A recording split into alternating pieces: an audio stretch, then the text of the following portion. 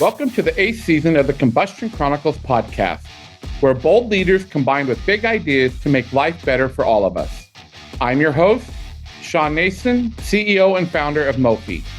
As a maverick-minded, human-obsessed experience evangelist, I believe the only way to build a sustainable and thriving business is to put people first. Throughout this season, we'll be connecting you, the listener, with cutting-edge leaders who are challenging old ways of thinking with bold new ideas and a commitment to human-centric design. Experience matters, people matter, and revenue matters. That's why it's time to ignite a people-first experience revolution.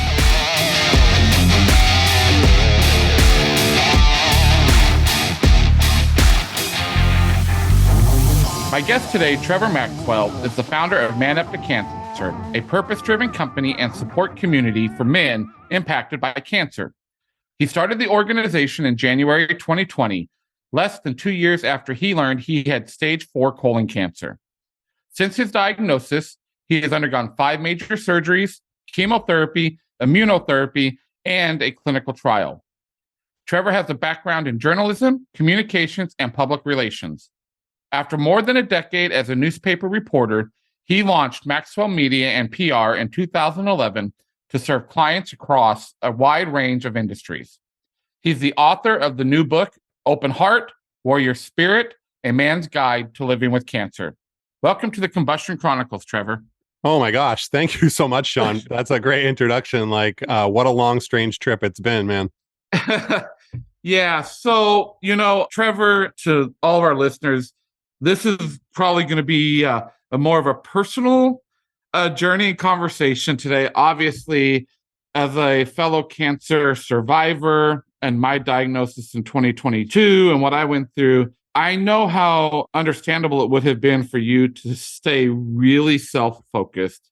Oh, yeah. And I remember those moments. But you're actually using your cancer journey to benefit countless other men, including me. That's how we met, is through your Facebook group. So could you explain what you do at Man Up to Cancer and why you do it? Yeah, but first of all, I just want to say you're a cancer badass. I understand that you're finishing up your chemo. So, man, I know what a hard road that is.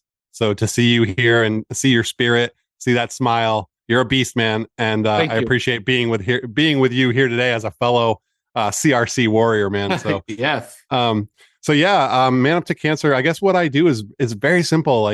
I am not a rocket scientist. Basically, I inspire other men to avoid isolation when going through cancer. Bottom line, that's what I do. That can manifest in several ways, and I can talk about the components of Man Up to Cancer. But bottom line, it's about encouraging men to be part of the community, whether it's Man Up to Cancer or something else. Just finding your people, getting out of that isolation. And really where that comes from is that I learned during my journey that men tend to isolate more than women in general when faced with a cancer diagnosis. And that leads to some really bad places. I totally understand that. And I remember, April 15th, as I said, when I got diagnosed, I remember getting in the car with my wife and we were driving down the road. And I actually looked at her and I said, I am going public with my journey.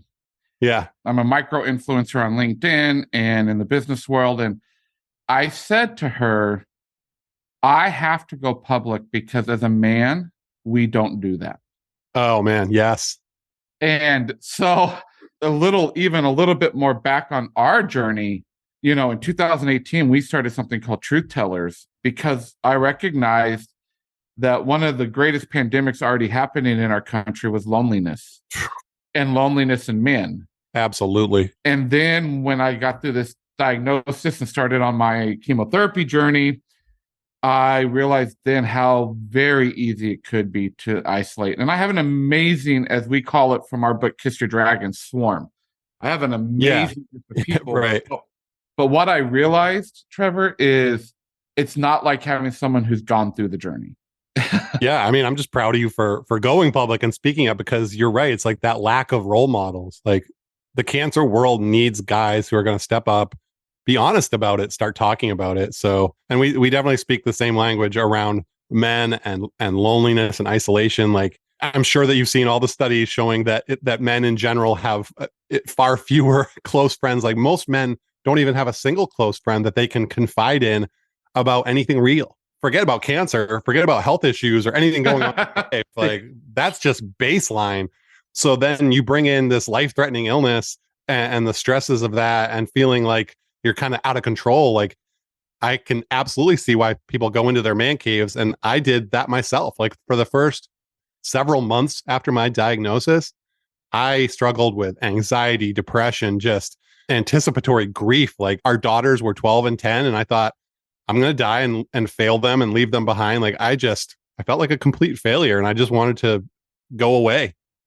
And a complete failure on something that we didn't have any control over. Right.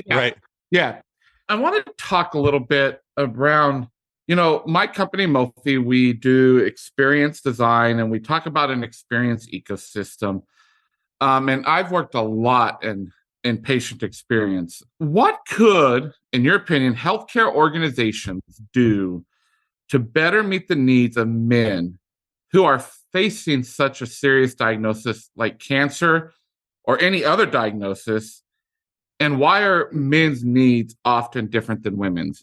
I mean, we could talk for a couple hours just on that one question, which is a great one. I think the first thing that comes to mind when you ask that question is the mental health aspect of cancer, right? So I've been through 5 major surgeries. I've been through tons of chemo. Like, I've been in the trenches for almost 5 years with pretty much nonstop.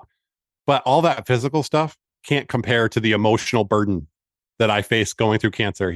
Being 41 years old, having young kids, like trying to be a dad, be a husband while you're going through this illness, like while you're being emasculated, really, like all of a sudden you're a patient and you are in this medical industrial system. So the mental health piece for our providers, all those out there in healthcare land, like, providers need to realize that men often are struggling with the mental health burden, with the emotional burden of cancer specifically, but they might not ask for help. A lot of us have been conditioned to think that if we ask for help, that is weakness.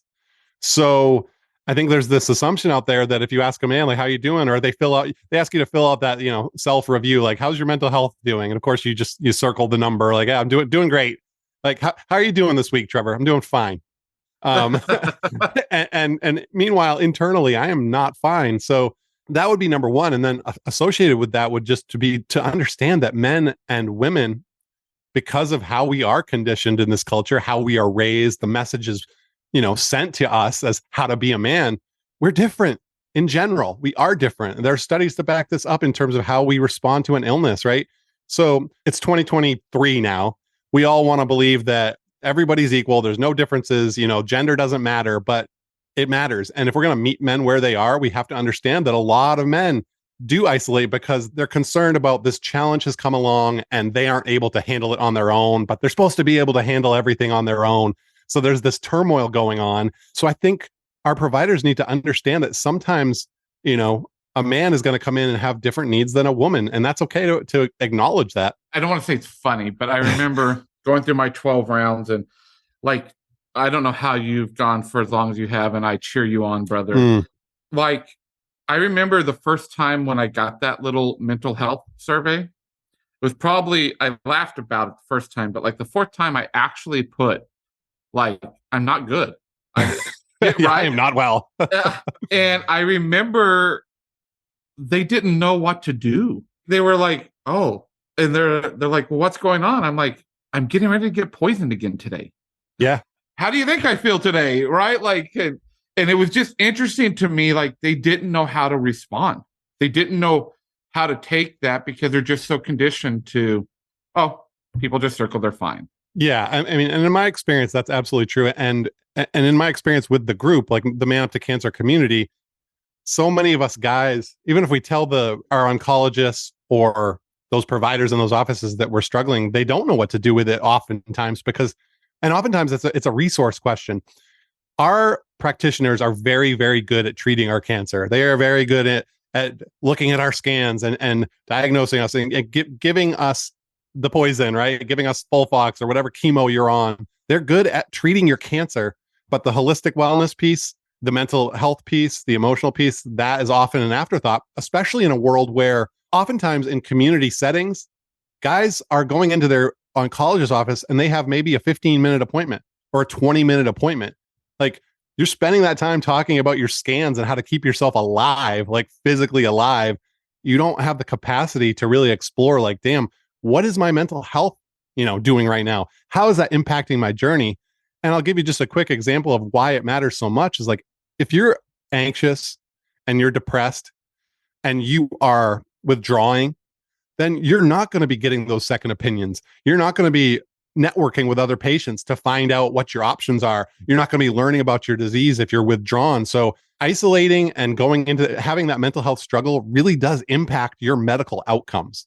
Like, that is a huge deal, because if you're not at your best mentally, if you're not functioning and coping with your mental health, you're not able to explore everything else you need to explore to keep yourself alive. 100% agree. And again, I thought I understood all of that previously till my own diagnosis. And then I realized, holy shit, no, I don't. And so let's talk about that from the experience standpoint of the patient, because you kind of hinted at it at the introduction. So how are you using Man Up to Cancer to fill some of those gaps in the support system that men need right now?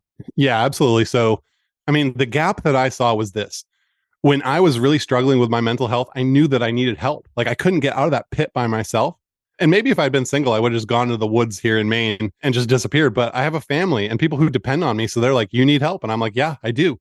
So I started to get it. I went to counseling. I went to online counseling. I went to groups. I met people online. And everywhere I went in those cancer support spaces, it was usually 75% or more women versus 25% men. So there's like this 3-to-1 rule in cancer support spaces.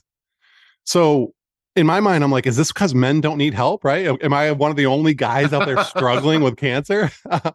And I knew it was something different. I knew that it was just because those environments, especially co-ed environments, are places where men feel too vulnerable to share. Like, they don't want to go onto a co-ed space and talk about, losing their libido or having all these struggles. Or like, a lot of guys just feel really vulnerable doing that. So Man Up to Cancer, what we do is, the core of Man Up to Cancer is a Facebook group.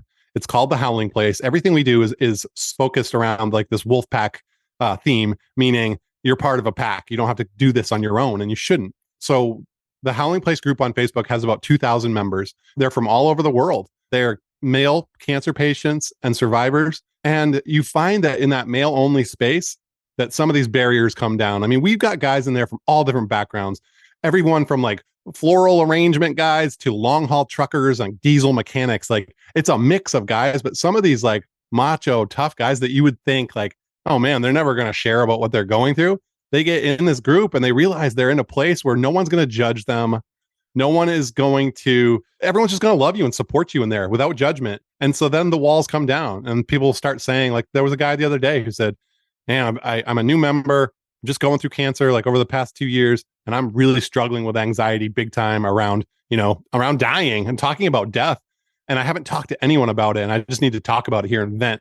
And there's probably like 30 guys who jumped on and commented and said, yeah, man, I'm going through the same thing. Like, it's that kind of camaraderie in a place where men feel comfortable. So to answer your original question, it's about creating an environment and a space where men can come out of those man caves and feel like they can connect. And it starts with socialization. It starts with friendship. Like, people come into the group and you don't have to talk about your cancer if you don't want to. Like, we got guys just in there talking about their favorite food, favorite drinks, their pets, their sports teams. Like, it's kind of a guys hangout for dudes who are impacted with cancer. So I'm part of that group. That's how I found you. And I have a couple really, really great friends out of that group that, we text each other every day. And yeah, I remember the first time with one of them, he texted something that had happened and he's like, I've never talked about this. Oh my gosh. He's like, how free do I feel that I can actually talk about it right now? So the conversations in the group, like you just talked about, lead to people being friends outside of the group, like in real life. And then we also have Zoom meetings. So every couple of weeks we have a Zoom meeting, and we're probably going to have a lot more of those because we have chapters cropping up. We have about 14 local chapters around the US and Canada and one in Europe where guys are getting together in person. So Man Up to Cancer, you have that best of both worlds. You can meet people in the group and online. And then now there's going to be more and more opportunities for people to go get a meal or go to a ball game or just hang out with guys that are going through the same experience. Yeah, as a matter of fact, I'm glad to say that I'm part of the inaugural group that's getting ready to start the Ohio chapter. Yes. So, yeah, That's awesome. We're gonna get there. So thank you, Shawn. We've talked about this, Trevor. Like we didn't choose to get cancer, right? But you did choose to use your cancer as a springboard to serving others. You made that choice. And so being a journalist, as I mentioned in your introduction, obviously helped you when you sit down to write your new book. Yep. We've got to talk about this book. But what in your background prepared you then to start up Man Up for Cancer? This is going to sound a little woo-woo. It's almost as if every experience that I had prior to my cancer diagnosis kind of led me up to doing something like this. Sometimes in your professional life, you feel like you're close to your purpose, like you're doing things that you feel good about, but you're not quite there. There's always something missing. And with Man Up to Cancer, when I started doing it, so there's a couple components. There's content. So I do a podcast, I have a website, social media, email, all that stuff. And then we have a couple of programs. So we have an annual retreat. We had our first one in September near Buffalo, New York, and we're going to do another one, number 2, this September. And then we have a chemo backpack program where we send guys backpacks with the Man Up to Cancer stuff, like a blanket, a beanie, notebook, pen, gin-gins for that nausea. So it's basically like a comfort and practical backpack for people going through chemo. Circling on my skills, I think community. I was an athlete, high school, and then a little bit in college, but I always loved being part of a team. And I had a chance to be a captain on some teams. And that camaraderie that you get with athletic teams is something that a lot of us grow old. We become men. We're not on teams anymore. And then all of a sudden you're missing that. You're like, oh man, I really like that sense of being on a team and leading a team. So with Man Up to Cancer, I kind of felt like that. I was kind of like, hey, we all got drafted to this crappy team, the cancer team. And none of us wanted to be on that team. But since we're all here, Shawn, let's make the most of it.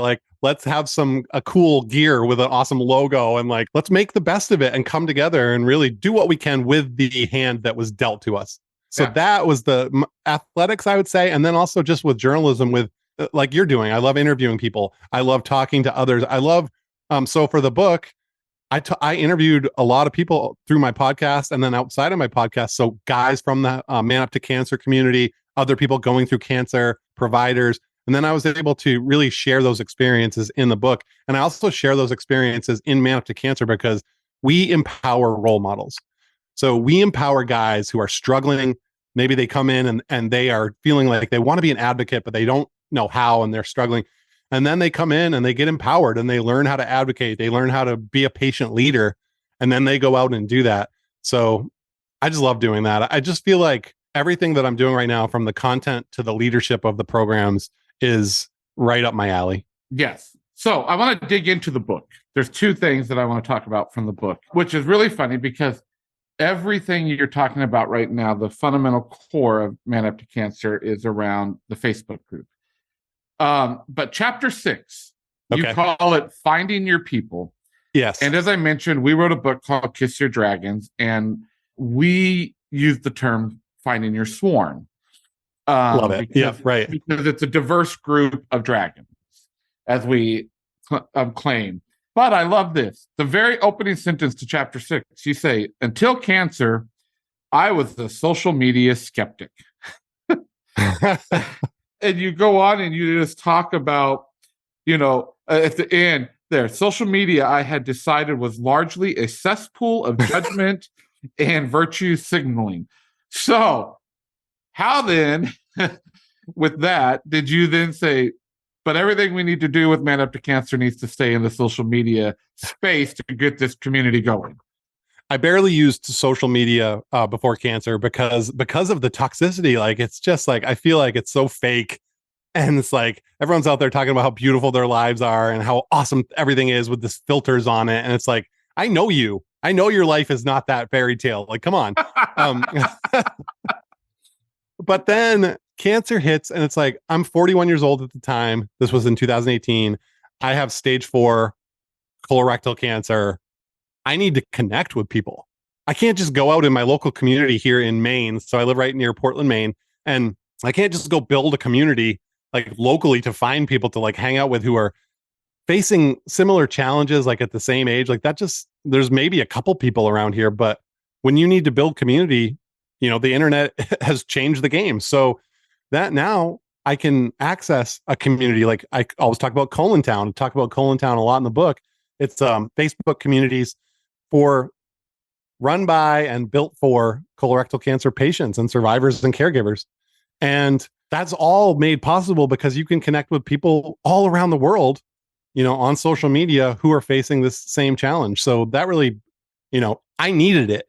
I needed to connect with others who were around the same age, raising kids, going through the same challenge, like so to know that I wasn't alone. So all of a sudden social media opened up this whole new world. And I don't use social media for anything else. So people are like, well, how do you stay on social media? Like it's so bad and toxic and all the political stuff and blah, blah, blah. I don't even see any of that stuff because I just use it for my cancer community. I use it to connect with others and to inspire others. And like, I curate my social media so that I don't get involved in all that toxic crap. So yeah, I'm a believer. I am a converted believer in the social media experiment. However, as we know, there's about a million dark sides to that I'm not going to get into, but there is a light, right? It all depends on how you use something, right? It's just a tool. It's really just a tool, but if you use it for the right thing, it can really be magical. Yes, yes, and yes. Okay, so one more thing about the book, because I thought it was so powerful, was chapter 4, when you talked about my Shawshank moment. Oh man, yeah. And if those of our listeners who haven't seen the Shawshank Redemption, you need to go watch it. But can you just give us a brief snippet of what this moment was like? Because I think it's so powerful, because I think it helps shape exactly what you're doing. Absolutely. So in late 2018, I'd gone through colon surgery, my first liver surgery, chemo, and I was in a really dark place. Again, like I said earlier, I kind of just wanted to say, I don't want to be a burden to you guys anymore. Like, I didn't want to be a burden to my wife and my kids. Like, I felt like I was just burdening them. So, and I was in a funk, and I'm so lucky. I am so lucky. I realized like how many men don't have loved ones who are going to stick with them and pull them through when they're at their darkest time. But I had that, fortunately. Sarah and the girls, they're like, you know what? You're in this dark place. We understand that. So my wife, at one point near Christmas that year, she really challenged me. And this was the moment that really turned my life around. And the Shawshank moment's all about get busy living or get busy dying. So I was just beside myself. She confronted me basically, and she said, Trevor, we need you. We need you here as part of this family. Like, we need you to be engaged in this life. It doesn't matter if you have a year left or 40 years left. We need you, the real Trevor, to be with us, because I had gone inward. Like you said at the top of the show, like I was a very outward person, very personable. Like I always loved making friends. I was very outward oriented, service oriented. And cancer had really taken me inside to the darkest of places. And I look back and I know that I needed to go there, but it was rough, right? I was just inside myself. It was like locked in my own prison. So when Sarah confronted me in that way, I said, I just can't get over this. Like, I'm going to die. I can't get over that I'm going to die, and my kids are just going to remember me as sick. And she looks at me, and this is the moment I'll always remember. She looked at me and she was going to say something, but she wasn't sure if she should say it. And I just said, let me have it. Like, what do you need to tell me? And she said, I'm not worried they're going to remember you as sick. I'm worried they're going to remember you as sad. And you're not a sad person. And it wasn't like fireworks and the light bulb went off and I was like, oh, I'm out of the pit now. I'm good. I'm here. I'm myself. Like, but that was the moment where I made the decision. I made that promise to her. I said, you're right. I don't want to be remembered as sad, no matter how much life I have left. And that was my Shawshank moment where I was like, okay, I need help. I can't get out of this pit by myself. I need to get some help for this. And that really turned things around. Like, it didn't happen overnight. It wasn't like magic, but you start putting in the work. And the work is getting help. It's whatever that means to you. Exercise, meditation, music therapy, counseling. It's outside of yourself. It's starting to get outside of yourself. You can't just sit in your house and you're in the prison of your own mind. That's not a strategy, right? So that was really the moment that I started moving toward doing this work and serving others, getting out of my own head. So even though my cancer battle has just continued kind of relentlessly, my cancer has been very stubborn, but at the same time, unbelievably grateful to just even be here at almost 5 years. That's mind blowing. So I'm so grateful for that. But even though the cancer challenge continued, my mindset started to turn around. I started to get better on my mental health. I started to get more engaged, saying, you know what? I don't have full control over how long I'm going to be on this earth, but I can choose to do something. I can choose today to do something to be the person I want to be and show my kids that life is going to punch you in the face. It's going to knock you down. Like it's the Rocky quote, right? It's going to knock you down. And the only question is, are you going to stay there? Well, thank you. Thank you for sharing that, because I think it is so true. Because, and you went someplace there that I hope our listeners listen to around mindsets. And that applies to everything in life. And so I want to close with some advice for our listeners. First, what's one thing every healthcare professional ought to know that you don't think they know in helping serve patients? Well, I already talked about the gender difference. So I guess with that question, I'll say they should know that not everyone is getting high quality care, right? I guess like there's this idea out there that we're making all these big breakthroughs in cancer and like, oh, with everything now, it's like, it's so treatable and this and that. And everyone's getting precision medicine and you know your biomarkers and you can get targeted drugs and everything else. But I've learned through my Man Up to Cancer community that a lot of the guys aren't getting that level of care unless you're at like one of those big NCI cancer centers where you're going to get the top of the line.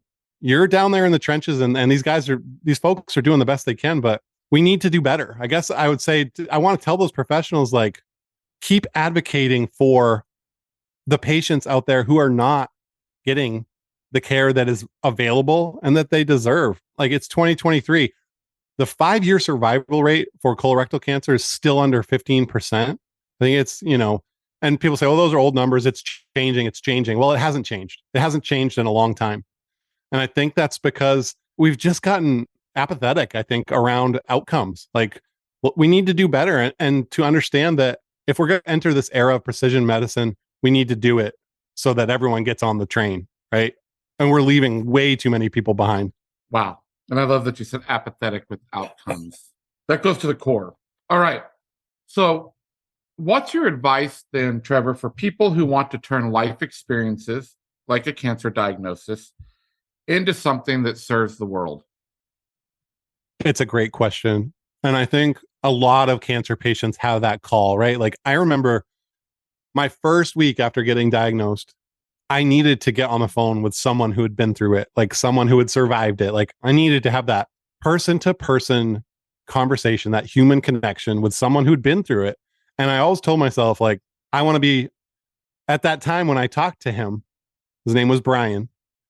And I remember at the end of the conversation thinking how generous it was. And I thought, that's all I want to do is I want to get through this or I want to keep getting through this so that I can be on the other end of that phone. So I think a lot of us have that call to want to help, right? When you go through something like this. But I think people limit themselves, and I limited myself because I kept saying to myself, over time when I wanted to get involved and like be a help with other patients and get involved with patient advocacy, I kept telling myself that I wasn't ready or I didn't have enough to offer or I needed to get well first. Or there was all these excuses saying like, I'm not enough. That was basically my message that I told myself was, I'm not enough to get involved or give back or help anyone. And what my message is today to anyone out there who's listening out there and wants to give back, but feels like you're not prepared or you're not enough to do that, start right where you are. Like, you have something to give, even if it's just, one phone call a week with someone else going through it, or stopping in at your local cancer center and seeing if there's like maybe you can read to some kids, or calling up one of the advocacy groups in your cancer type or just in general and saying, hey, I want to volunteer in some small way. What can I do? But taking that step and knowing that you have something to give, no matter where you are in your cancer journey, you have something to give. And that's what I would say is just start where you are. Well, thank you for that piece of advice. And thank you so much for your story, for what you're doing for this community of men who, as I learned in my journey, firmly need it. So, but it has come to that point in this podcast where we do these things called the combustion questions, which are 3 randomly selected questions by our human algorithm. And I have not seen those questions. I do not know what they are until just this moment. And I'm going to ask you just to have some fun with them. Are you ready for your first combustion question, Trevor? I'm not sure that I am, but I don't think I have a choice. So let's do this. Your very first combustion question. Which living individual outside your family do you value the most? I don't want to hurt anyone's feelings on this one. I mean, I'll shout out one person with the knowledge that like I'm such a lover, like I love everybody. So this is not ranking, but he's the person that comes to mind because I wouldn't be talking to you today if it wasn't for this person. And that is Joe Bullock. So you know Joe, everyone knows Joe. Joe's like the cancer Oprah. And he wants to give everything away. Like if Man Up to Cancer had like an unlimited budget, I think he'd give everyone in the Howling Place a car. But Joe is responsible for like, I started the group, I started the mission of Man Up to Cancer, and like day one, Joe came on board. And like within like a couple days, I was asking him to be like admin of the group because he was all in. And I think for any concept, like any mission, you need that first adopter, someone who's going to come in and be like, I'll be your wingman. Like, let's do this. And for Man Up to Cancer, that's been Joe. Love it. Love it. And yes, we all know Joe and Man Up to Cancer. Your next combustion question. What's your favorite dinosaur? It's got to be the pterodactyl. I mean, attack from the air. You're just surveying the whole land and just going down and just, you know, wreaking havoc wherever you want. I mean, so I've always been fascinated with flight. I have dreams of flying, so I'd love to be a pterodactyl. Awesome. Okay. Final one. What do you think about instant coffee? I will accept any coffee. I will accept instant coffee. I don't even care. Like I will go into any of the crappiest gas station and drink whatever coffee is left in that thing. Like it might have been sitting there for like 3 days. My wife is horrified. I think I have a stomach of like steel when it comes to coffee. I will accept any of it. Bring on the instant. I'm just going to leave that one alone. But I guess as much poison as we put in our body, 3-day-old coffee couldn't be bad on you. So, Trevor, thank you so much. Thank you for your time. Definitely can't wait till we meet in person this year. Until then, my brother, stay safe and be well. Thank you, Shawn. I appreciate it. Thanks so much for listening to this episode of the Combustion Chronicles. If you've enjoyed this episode, please take a few minutes to subscribe, rate, and review. Remember that I'm always looking to meet more big thinking mavericks. So let's keep the conversation going by connecting on LinkedIn. If you want to discover more about human-obsessed, maverick-minded experience ecosystems, go to Mofi, MOFI.co, where you'll find ideas and resources to help you ignite your own experience revolution.